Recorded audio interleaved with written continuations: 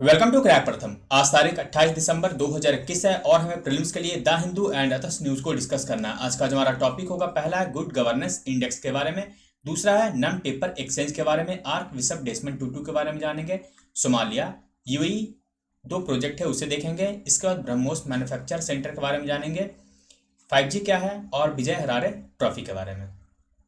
पहला टॉपिक है हमारा गुड गवर्नेंस इंडेक्स के बारे में। पहले हम जानते हैं ये जो इंडेक्स है इसे जारी कौन करती है। इसे जारी किया जाता है department of administration reform and public grievance, इसके द्वारा।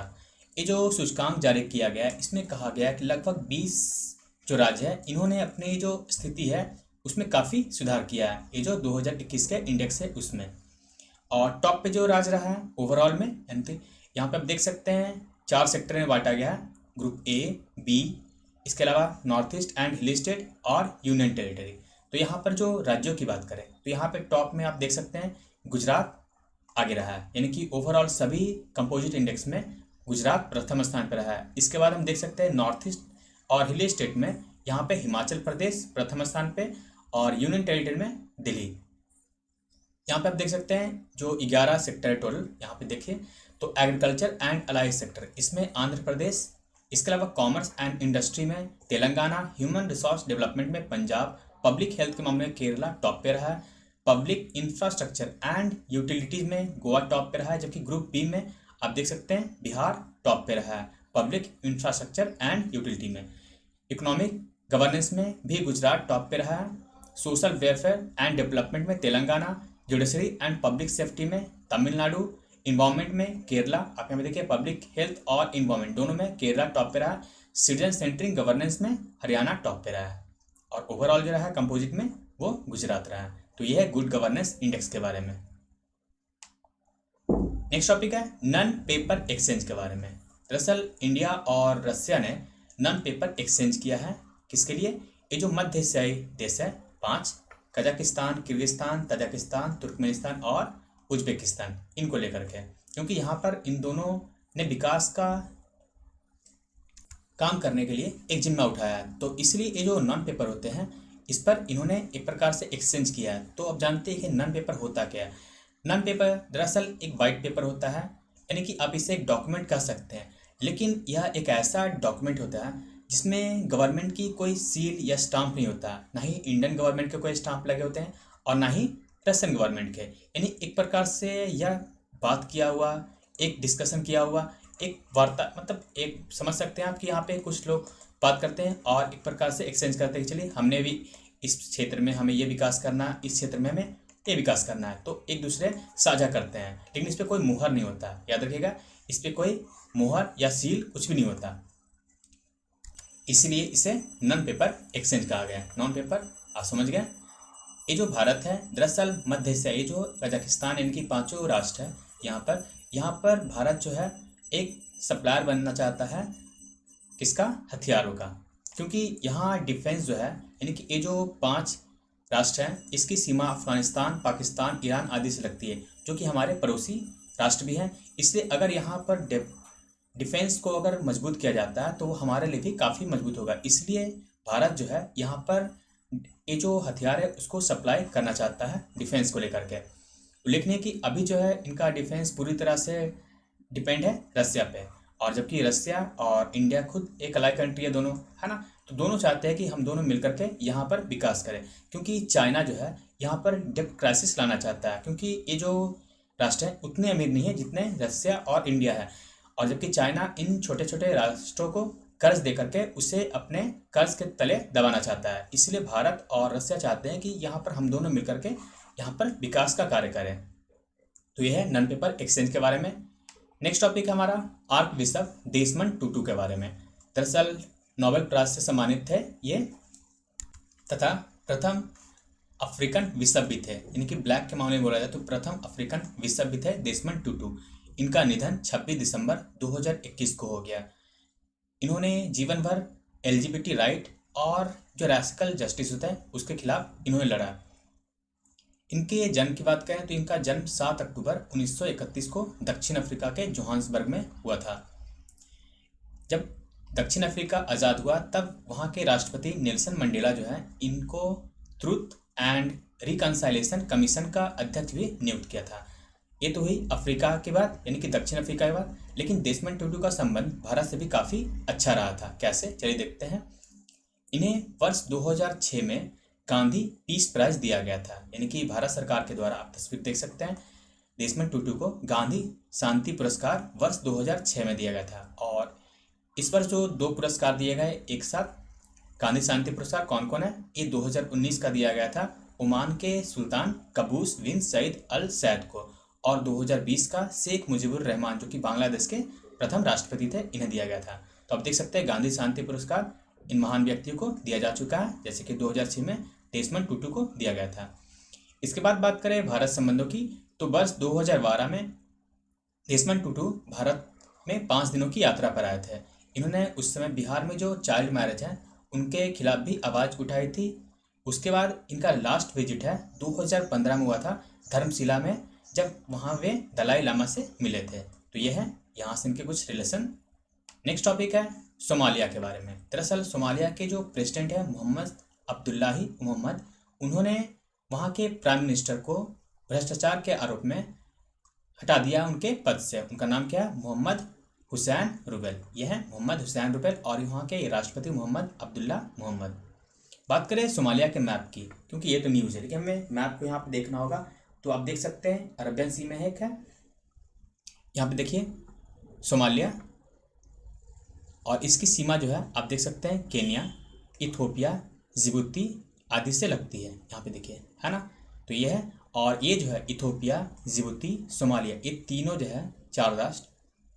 तो यहाँ पर ये जो है, यहाँ पे एरिट्रिया, तो ये क्या होता है कि इसे हॉर्न ऑफ अफ्रीका भी बोलता है। क्या, हॉर्न ऑफ अफ्रीका भी हम इसे कह सकते हैं, क्योंकि आप इसे देख सकते हैं, इसका जो आकार है एक सिंह के जैसा है।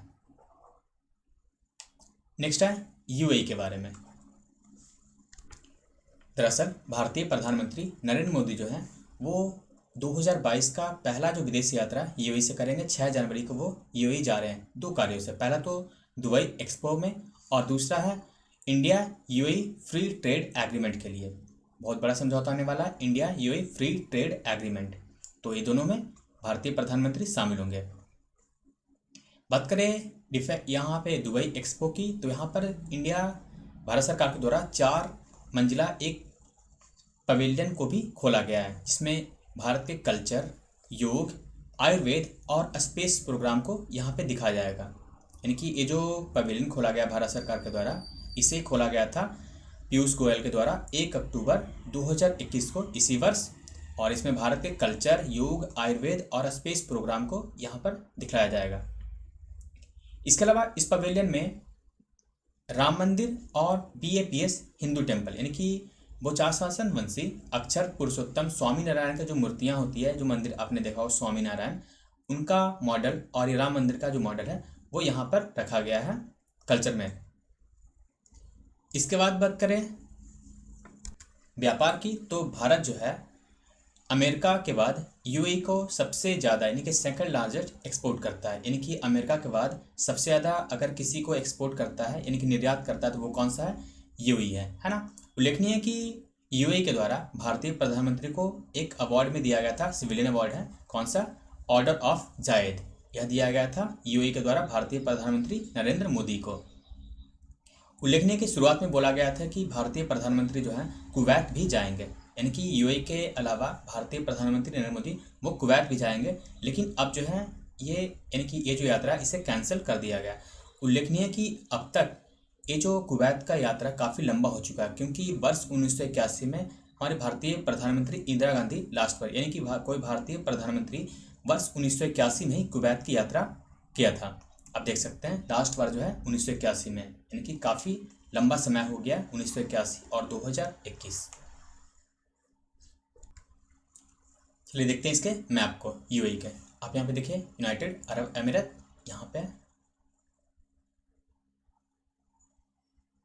इसकी सीमा आप देख सकते हैं सऊदी अरब से, ओमान से यहाँ से लग रही है, और यहाँ पे आप देख सकते हैं यहाँ पे कतर है, और एक छोटा सा बहरीन, और ये है कुवैत, जहाँ पे यात्रा होने वाली थी, लेकिन यह संभव नहीं है इस वर्ष भी। और लास्ट कब हुई थी, 1981 में। यहाँ पे आप देख सकते हैं पर्शियन गल्फ है, और ये है गल्फ ऑफ ओमान, क्योंकि ये ओमान है यहाँ पे, और ये फारस की खाड़ी, और इन दोनों के बीच एक जल संधि है, कौन सी? हॉर्मुज जल संधि, है ना। नेक्स्ट टॉपिक है हमारा धौला सिद्ध हाइड्रो पावर और रेणुकाजी डैम प्रोजेक्ट। दरअसल ये दोनों प्रोजेक्ट जो है 11,000 करोड़ का है, और इसे कल जो है भारतीय प्रधानमंत्री नरेंद्र मोदी के द्वारा लॉन्च किया गया है, यानी कि इन्वेस्ट करने के यहाँ पे शुरू करने के लिए इतनी राशि दी गई है। कहाँ पे है? ये दोनों जो प्रोजेक्ट है वह हिमाचल प्रदेश में है। नेक्स्ट है BrahMos manufacturing centre of DRDO, यानी कि डीआरडीओ को जो है ब्रह्मोस मैन्युफैक्चरिंग सेंटर खोला गया। वो कहाँ पे? रक्षा मंत्री के द्वारा इसे उत्तर प्रदेश के लखनऊ में खोला गया है। तो आपसे पूछा जाएगा कि ब्रह्मोस मैन्युफैक्चरिंग सेंटर कहाँ पे है, तो यह है लखनऊ में। बात करें ब्रह्मोस की, तो यह एक मीडियम रेंज का रैमजेट सुपरसोनिक क्रूज मिसाइल है, जिसे सबमरीन, शिप, एयरक्राफ्ट, यहाँ तक कि भूमि से भी इसे लॉन्च किया जा सकता है। और इस ब्रह्मोस को बनाया किसने है? रसिया और इंडिया का यह जॉइंट वेंचर है, यानी कि संयुक्त रूप से इन दोनों ने इसे बनाया।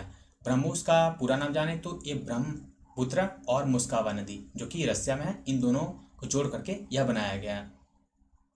अभी करेंटली बात करें तो यह वर्ल्ड का सबसे fastest anti ship cruise missile है। तो इसका सेंटर कहाँ खोला गया? वह लखनऊ में। नेक्स्ट है 5G के बारे में।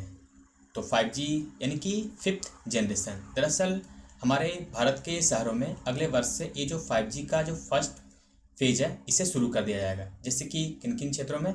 दिल्ली, गुरुग्राम, मुंबई, बेंगलुरु, कोलकाता, अहमदाबाद, हैदराबाद और पुणे, इन क्षेत्रों में आप इस तरह से मैप से देख सकते हैं। पहले दिल्ली, गुरुग्राम, इसके अलावा मुंबई, बेंगलुरु, कोलकाता, अहमदाबाद और यहाँ पुणे।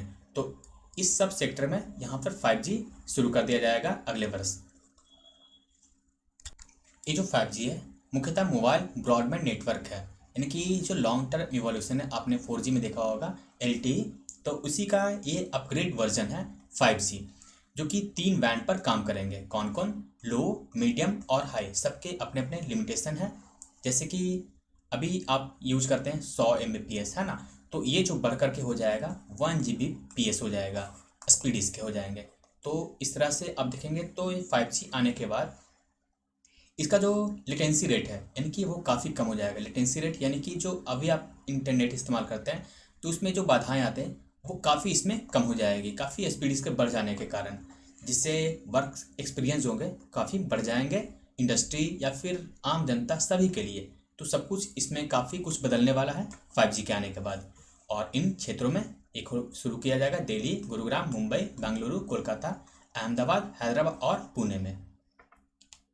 नेक्स्ट है विजय हरारे ट्रॉफी के बारे में। यह खेल जो है क्रिकेट से संबंधित है और इसे जीता है हिमाचल प्रदेश ने। किसे हरा करके? तमिलनाडु को।